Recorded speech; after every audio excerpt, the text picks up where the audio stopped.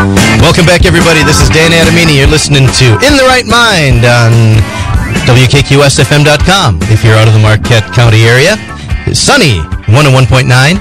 I know we're not saying the 101.9, but people can't find us on the dial if I don't say it. So, and then 98.3 RUP on Sunday. If it's Sunday and you're listening to the show, don't bother calling in because nobody's in the studio. You're listening to a rerun.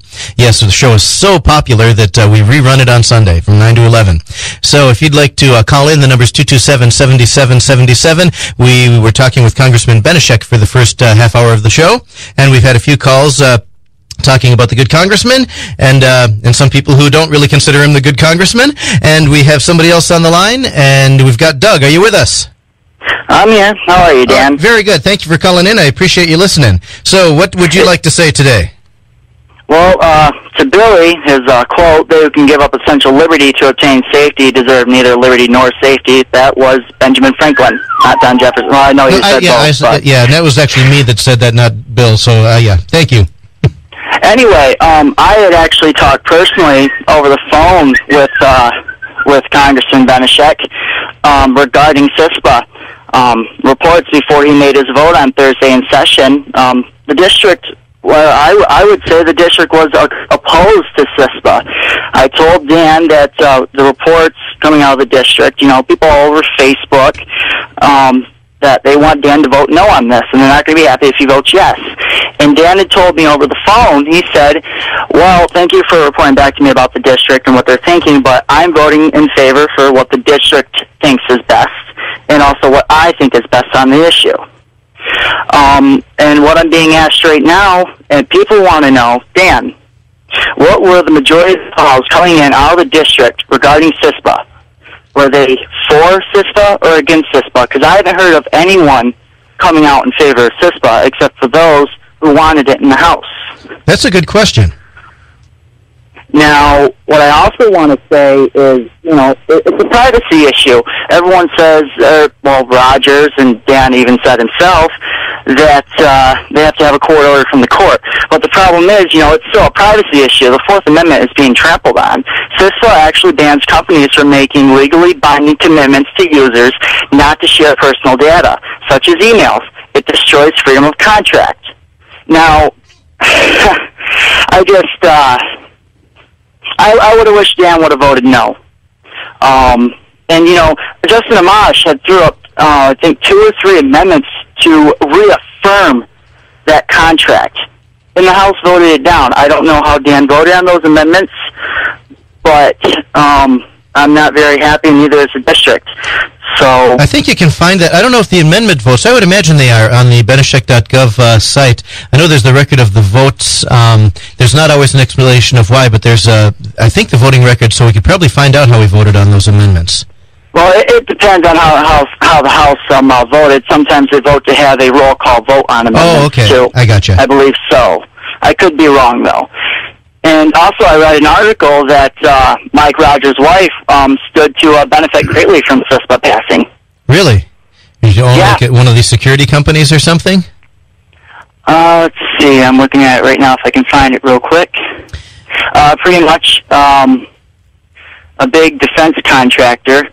Christy Cummins Rogers, until recently the president and CEO of AGIS LLC, a security defense contractor company whom she helped to secure a $10 billion with a B contract with the State Department.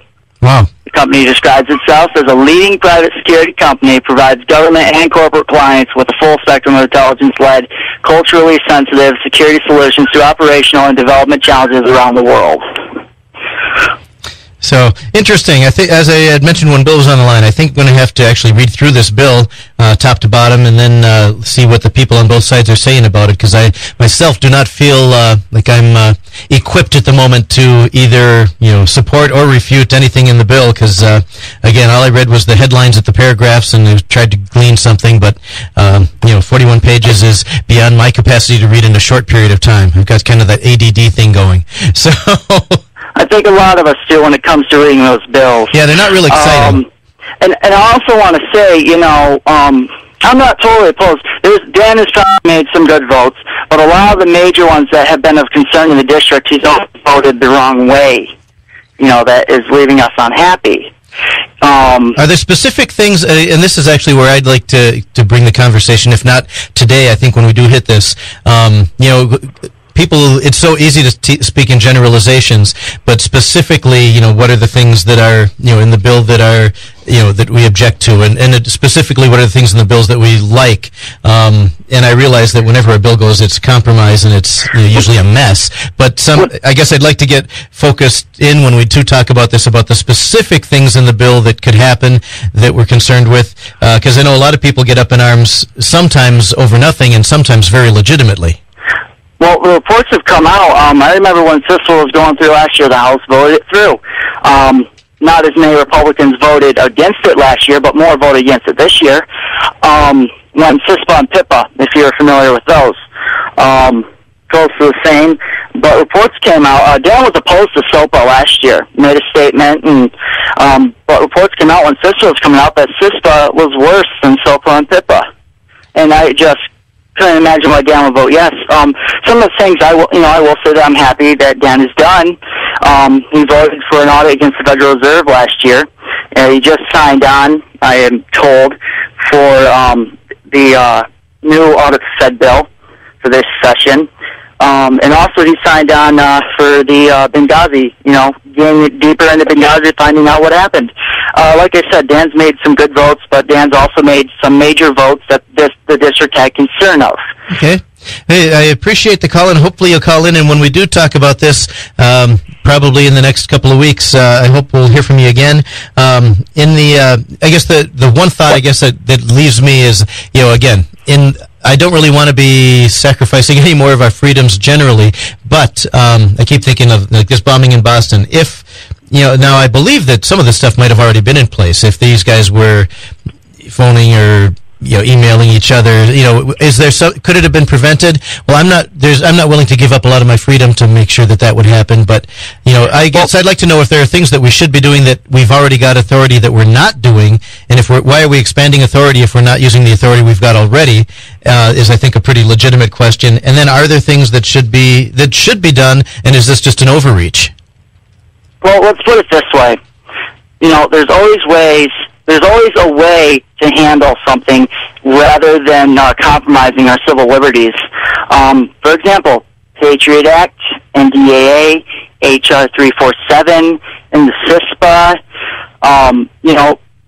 Read the bill. You take notes of the Constitution. Yeah. Read the bill. If there's something in there you don't like, you vote no, and you say, take this out of the bill, and we'll talk again.